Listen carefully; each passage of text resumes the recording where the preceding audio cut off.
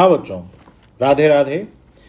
अब हम basic maths का एक important tool slope intercept form समझते हैं।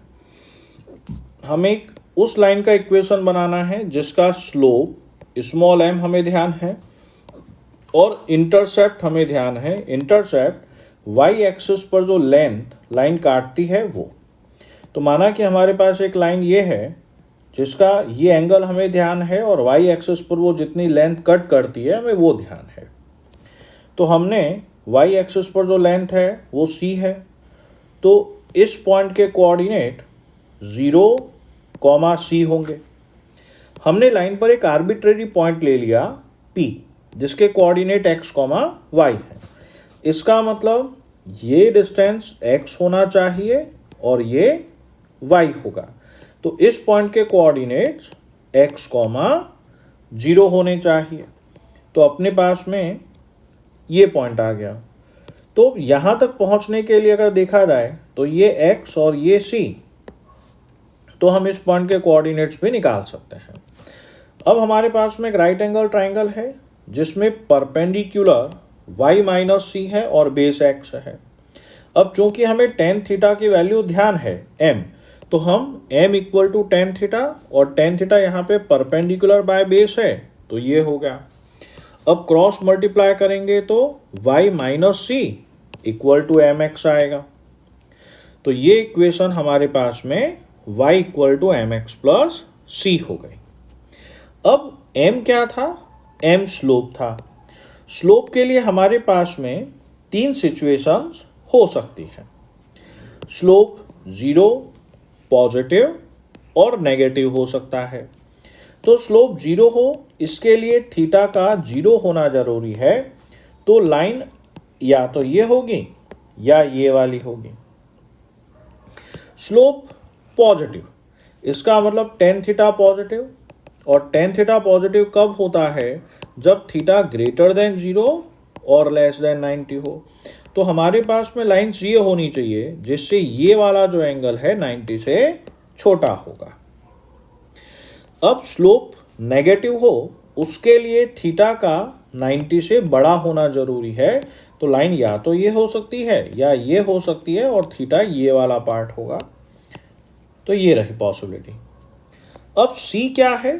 C intercept on y axis. अब ये C 0 भी हो सकता है, तो लाइन ओरिजिन से जानी चाहिए।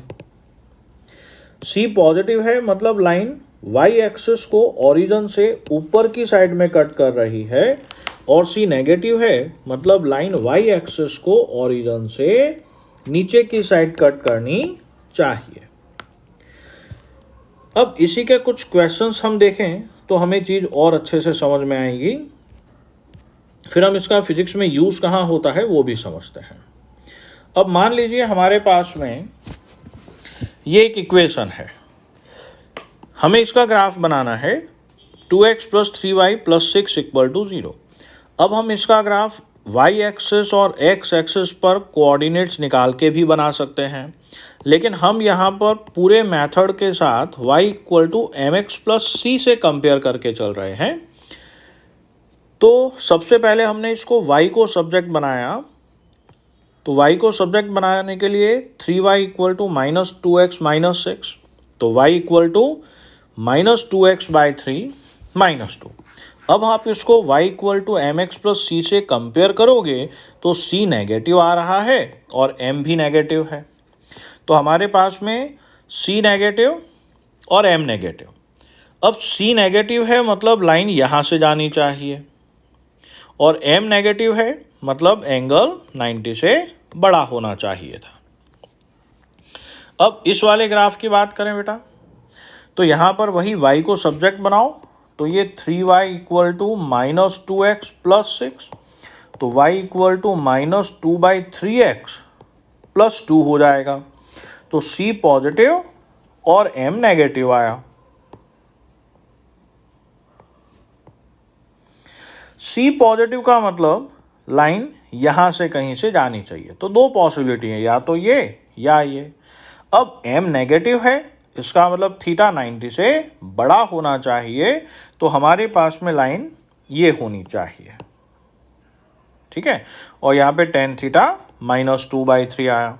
एक और सवाल देखते हैं। मान लीजिए अपने पास में ये इक्वेशन है, तो वही 3y equal to 2x plus 6, तो y equal to 2/3x plus 2। यहाँ पर c भी पॉजिटिव, m भी पॉजिटिव।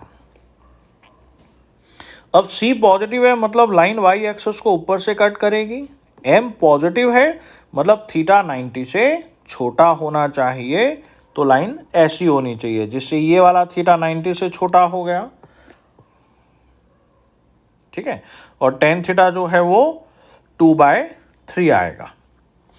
अब यहाँ पर हम बात करें, वही तरीका हमारा -3y equal to -2x plus 6, तो y equal to 2/3x minus 2। c negative है, c नेगेटिव मतलब लाइन y एक्सिस को नेगेटिव साइड से कट करनी चाहिए यहाँ पर। m पॉजिटिव है मतलब ये थीटा 90 से छोटा होना चाहिए, ठीक है। तो इसका हमारे फिजिक्स में काफ़ी यूज़ आता है।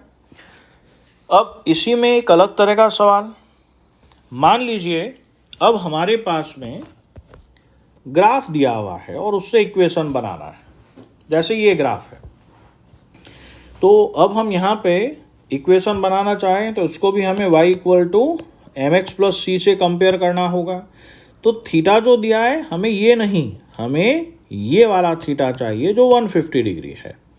c अपने पास में सही दिया हुआ है, तो यहाँ पर हमने थीटा 150 लिया, तो tan 150 माइनस 1/√3, तो इसे y equal to mx plus c में लगा देंगे, तो m की जगह तो माइनस 1/√3 और c की जगह पर 6।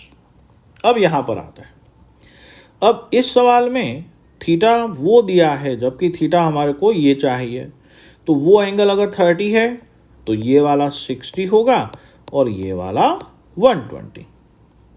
दूसरी प्रॉब्लम इसमें हमें को ये इंटरसेप्ट चाहिए जबकि हमें ये दिया हुआ है, तो अगर ये इंटरसेप्ट c निकालना है तो यहाँ पे हम tan 30 निकाल देते हैं, तो tan 30 equal to 5/c, tan 30 1/√3 that is 5/c, तो c इक्वल टू हमारे पास में 5√3। तो अगर हम इसको कैलकुलेट करेंगे तो ये आ गया, तो यहाँ पर c 5√3 आ गया बेटा। वही y equal to mx plus c में सब्सटीट्यूट करें, अपना आंसर ये रहेगा। एक और सवाल करके देखते हैं। अब एंगल ये दिया है जबकि एंगल ये चाहिए था, तो ये स्ट्रेट लाइन है, ये एंगल 120 है तो ये 60 होगा, ये 30 तो ये वाला एंगल भी 30 होगा, ठीक है।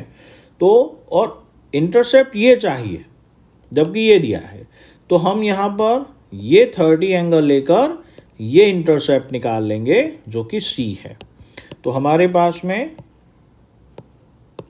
c नेगेटिवली आ जाएगा क्योंकि y एक्सिस की नेगेटिव साइड में है, तो सारी value y equal to mx plus c में लगाएंगे, हमारा आंसर ये आएगा। अब एक सवाल देखते हैं कि ये यूज़ कहाँ आना है।